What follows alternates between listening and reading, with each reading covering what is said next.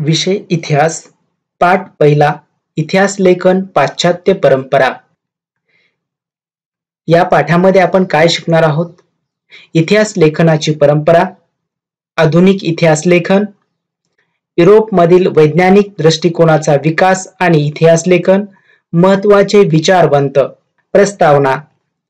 गतकाळात घडून गेलेल्या घटनांची क्रमशः संगती लावून त्याचे आकलन करून घेणे या उद्देशाने इतिहासाचे संशोधन, लेखन आणि अभ्यास केला जातो. ही एक अखंडितपणे चालणारी प्रक्रिया असते.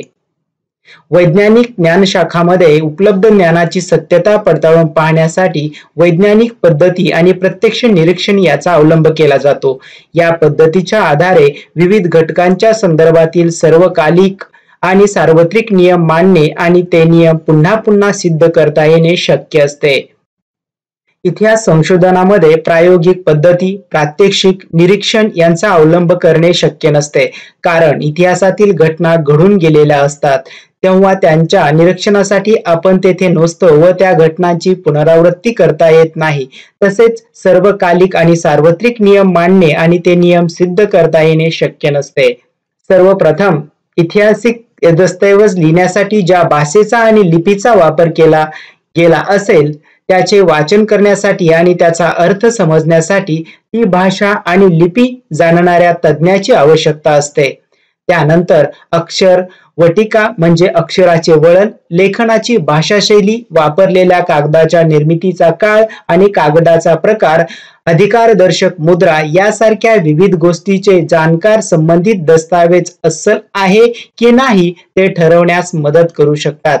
त्यानंतर इतिहास तज्ञ ऐतिहासिक संदर्भाच्या तौलनिक विश्लेषणाच्या आधारे दस्तऐवजातील माहितीच्या विश्वासार्हतेची पडताळणी करू शकतात.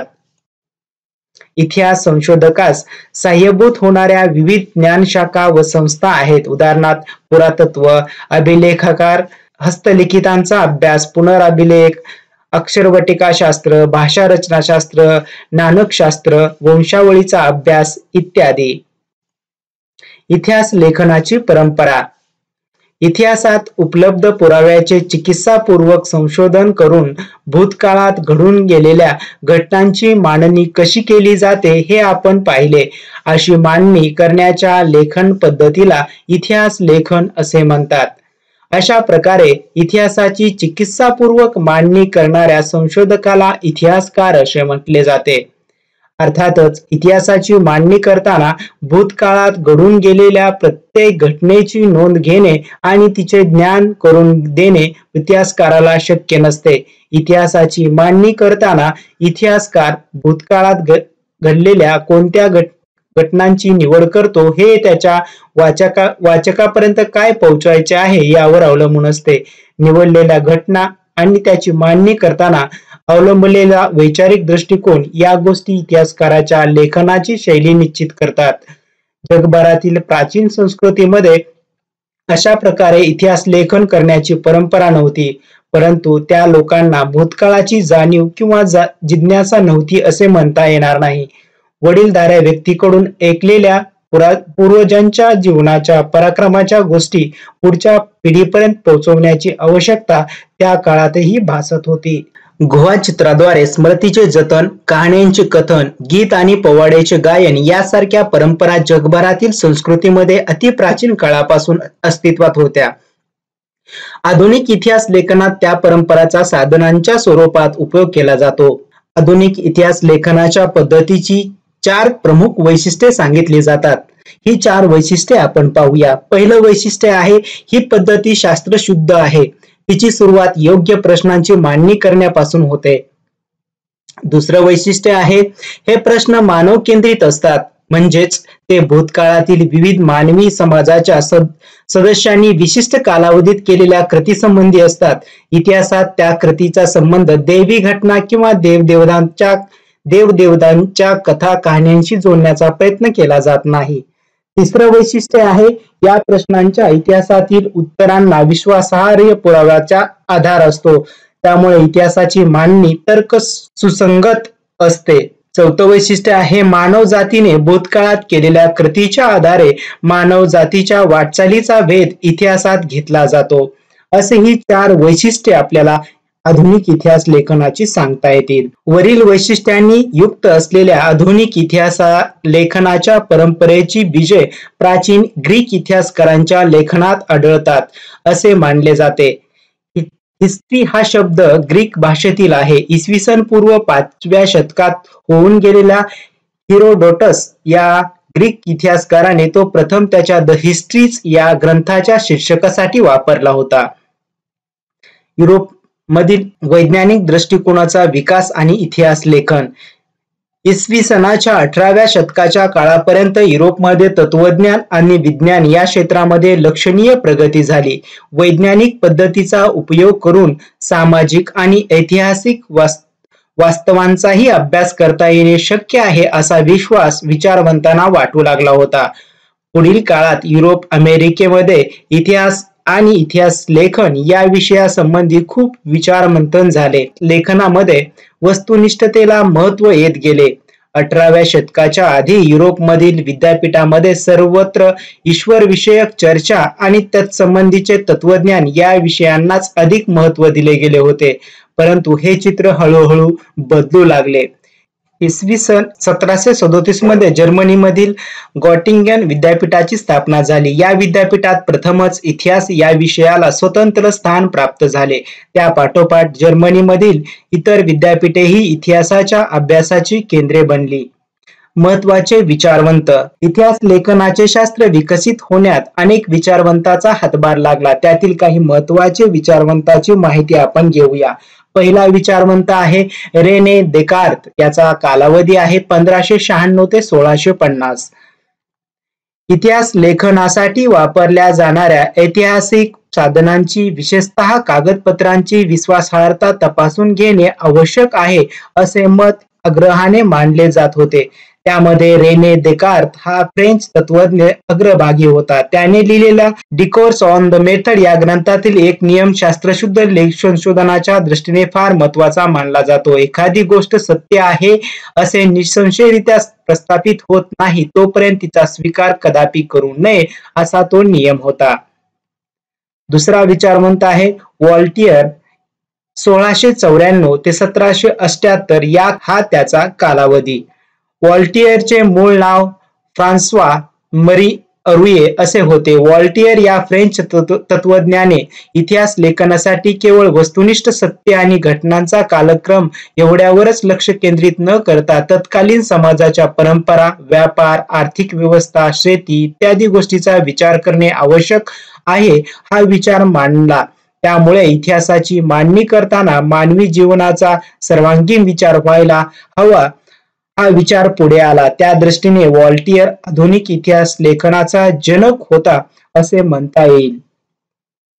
पुढचा विचारवंत आहे जॉर्ज विल्यम फ्रेडरिक हेगल. 1770 ते 1831 हा त्याचा कालावधी. या जर्मन तत्वज्ञाने ऐतिहासिक वास्तव तर्कशुद्ध पद्धतीने मांडले गेले पाहिजे यावर भर दिला. इतिहासातील घटनाक्रम प्रगतीचे टप्पे दर्शविणारा असतो. त्याचबरोबर इतिहासाची मांडणी इतिहासकाराला वेळोवेळी उपलब्ध होत असलेल्या पुराव्यानुसार बदलत जाणे स्वाभाविक असते असे प्रतिपादन त्याने केले. त्याच्या विवेचनामुळे इतिहासाच्या अभ्यास पद्धती विज्ञानाच्या पद्धतीपेक्षा वेगळ्या असल्या तरी त्या कमी प्रतीच्या नाहीत अशी अनेक तत्वज्ञांची खात्री पटली. एन्सायक्लोपीडिया ऑफ फिलॉसॉफिकल सायन्स या ग्रंथामध्ये त्यांची व्याख्याने आणि लेख त्याने संकलित केले आहे. हेगलने लिहिलेल्या रिझन इन हिस्ट्री हे पुस्तक प्रसिद्ध आहे. पुढचा विचारवंत आहे लिओपोल्ड वॉन रांके. 1795 ते 1886. 19व्या शतकातील इतिहास लेखनाच्या पद्धतीवर प्रामुख्याने बर्लिन विद्यापीठातील लिओपोल्ड वॉन रांके यांच्या विचारांचा प्रभाव होता. त्याने इतिहास संशोधनाची चिकित्सक पद्धती कशी असावी ते सांगितले. मूळ दस्तऐवजाच्या आधारे प्राप्त झालेली माहिती ही सर्वाधिक महत्वाची आहे यावर त्याने भर दिला. तसेच ऐतिहासिक घटनांशी संबंधित असलेल्या सर्व प्रकारची कागदपत्रे आणि दस्तऐवज यांचा कसून शोध घेणे अत्यंत महत्वाचे असल्याचे त्याने सांगितले. अशा पद्धतीने ऐतिहासिक सत्यापर्यंत पोहोचता येणे शक्य आहे असा विश्वास त्याने व्यक्त केला. इतिहास लेखनातील काल्पनिकतेवर त्याने टीका केली. त्याने जागतिक इतिहासाच्या मांडणीवर भर दिला. The theory and practice of history आणि the secret of world history या ग्रंथामध्ये त्याच्या विविध लेखनाचे संकलन केले आहे. पुढचा विचारवंत आहे कार्ल मार्क्स. 1818 ते 1883 हा त्याचा कालावधी. 19व्या शतकाच्या उत्तरार्धात कार्ल मार्क्स याने मांडलेल्या सिद्धांतामुळे इतिहासाच्या दृष्टिकोनात महत्वाचा बदल घडवून आणणारी वैचारिक प्रणाली अस्तित्वात आली. इतिहास अमूर्त कल्पनांचा नसून जिवंत माणसाचा असतो. माणसामधील नातेसंबंध त्याच्या मूलभूत गरजा भागवण्यासाठी उपलब्ध असलेल्या उत्पादन साधनांच्या स्वरूपावर व मालकीवर अवलंबून असतात. समाजातील वेगवेगळ्या घटकांना ही साधने समप्रमाणात उपलब्ध होत नाहीत. त्यातून समाजाची वर्गवार आधारित विषम विभागणी होऊन वर्ग संघर्ष निर्माण होतो. मानवी इतिहास अशा वर्ग संघर्षाचा इतिहास असून ज्या वर्गाच्या ताब्यात उत्पादन साधने असतात तो इतर वर्गाचे आर्थिक शोषण करतो अशी मांडणी त्याने केली. त्याचा दास कॅपिटल हा ग्रंथ जगप्रसिद्ध आहे. पुढचा विचारवंत मायकेल फुको. 1926 ते 1984 हा त्याचा कालावधी. 20व्या शतकातील फ्रेंच इतिहासकार मायकेल फुको यांच्या लेखनातून इतिहास लेखनाची एक नवी संकल्पना पुढे आली. त्याच्या आर्किओलॉजी ऑफ नॉलेज या ग्रंथामध्ये त्याने इतिहासाची कालक्रमानुसार अखंड मांडणी करण्याची पद्धत चुकीची आहे असे प्रतिपादन केले. पुरातत्वामध्ये अंतिम सत्यापर्यंत पोहोचणे हे उद्दिष्ट नसून भूतकाळातील स्थित्यांतराचे स्पष्टीकरण देण्याचा प्रयत्न असतो याकडे त्याने लक्ष वेधले. फुको याने इतिहासातील स्थित्यांतरांचे स्पष्टीकरण देण्यावर भर दिला. म्हणून त्याने या पद्धतीला ज्ञानाचे पुरातत्व असे म्हटले. इतिहासकारांनी पूर्वी विचारात न घेतलेल्या मनोविकृती, वैद्यकशास्त्र, तुरुंग व्यवस्था यासारख्या विषयांचा त्याने इतिहासाच्या दृष्टिकोनातून विचार केला. ॲनल्स प्रणाली. 20व्या शतकाच्या सुरुवातीलाच फ्रान्समध्ये ॲनल्स नावाची ओळखली जाणारी इतिहास लेखनाची प्रणाली उदयास आली. ॲनल्स प्रणालीमुळे इतिहास लेखनाला एक वेगळीच दिशा मिळाली. इतिहासाचा अभ्यास फक्त राजकीय घडामोडी, राजे, महान नेते आणि त्या अनुषंगाने राजकारण, तत्सम युद्धे यावर केंद्रित न करता तत्कालीन हवामान, स्थानिक लोक, शेती, व्यापार, तंत्रज्ञान, दळणवळण, संपर्काची साधने, सामाजिक विभागणी आणि समूहाची मानसिकता यासारख्या विषयाचा अभ्यास करणे ही महत्त्वाचे मानले जाऊ लागले. ॲनल्स प्रणाली सुरू करण्याचे आणि तिचा विकास करण्याचे श्रेय फ्रेंच इतिहासकारांना दिले जाते. स्त्रीवादी इतिहास लेखन. स्त्रीवादी इतिहास लेखन म्हणजे स्त्रियांच्या दृष्टिकोनातून केलेली इतिहासाची पुनर्रचना.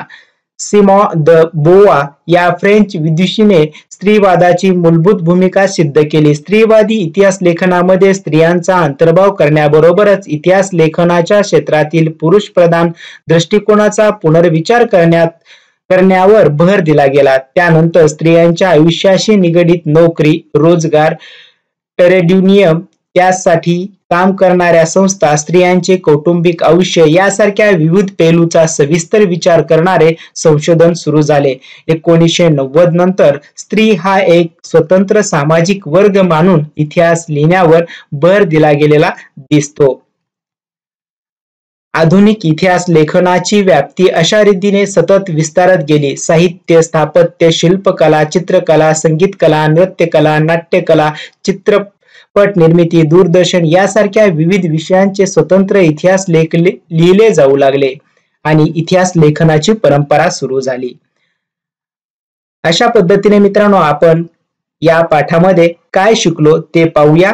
एक, इतिहास लेखनाची परंपरा, आधुनिक इतिहास लेखन, युरोपमधील वैज्ञानिक दृष्टिकोनाचा विकास आणि इतिहास लेखन, महत्वाचे विचारवंत ज्यामध्ये Rene Descartes, Voltaire, George William Friedrich Hegel, Karl Marx, Michael Foucault, Annales प्रणाली आणि स्त्रीवादी इतिहास लेखन ही माहिती आजच्या पाठामध्ये घेतली. धन्यवाद.